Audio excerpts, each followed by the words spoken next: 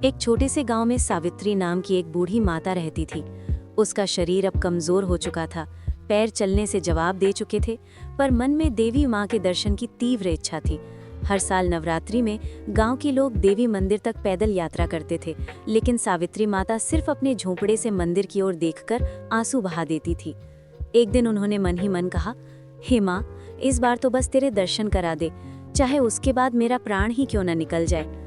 उस रात वो देवी माँ के सामने बैठी हाथ जोड़कर रोने लगी। अगले दिन सुबह जब सूरज की पहली किरण झोपड़ी में आई तो दरवाजे पर एक सुंदर सी किशोरी खड़ी थी। उसके चेहरे पर दिव्य आभा थी और आंखों में ममता। कन्या बोली, माँ, मैं आपके लिए आई हूँ, चलिए मैं आपको देवी मंदिर ले चलती हूँ। सावित्री बोली, बेटी, मैं तो चल भी नहीं सकती, मेरे पैर जवाब दे चुके हैं। कन्या मुस्कुराई और बोली, आप बस मुझ पर भरोसा रखिए माँ, देवी माँ का नाम लेकर चलिए। कहकर उसने बूढ़ी माता का हाथ थामा। सावित्री को लगा जैसे उनके शरीर में नई शक्ति भर गई हो।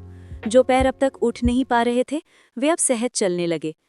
दोनों धीरे धीरे पहाड़ी मंदिर की ओर बढ़ने लगी। राह में सावित्री को फूलों की महक, घंटियों की ध्वनि और शीतल हवा का स्पर्श ऐसा लग रहा था मानो स्वयं देवी माँ स्वागत कर रही हूँ। जब वे मंदिर पहुंची तो वहां के पुजारी ने आश्चर्य से देखा, अरे माता, आप तो वर्षों से यहाँ नहीं आई, आज कैसे आना हुआ।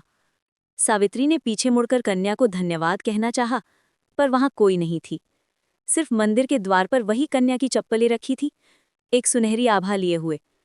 माता सावित्री की आंखों से आंसू बह निकले।